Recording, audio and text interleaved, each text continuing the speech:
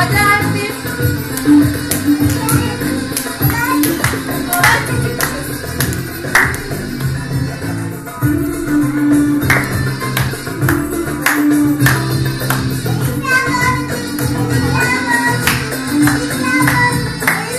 Hadi bak böyle böyle.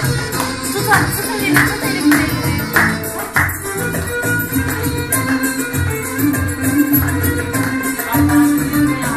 Hadi ele bak ele. Ele bak. Hadi dedeye bak. Ele anne.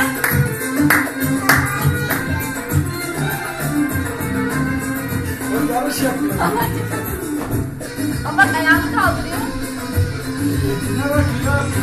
Önce bak ayağını O kaldırıyor. ilginç çekirdekler yetişiyor, onu söyleyeyim. Çok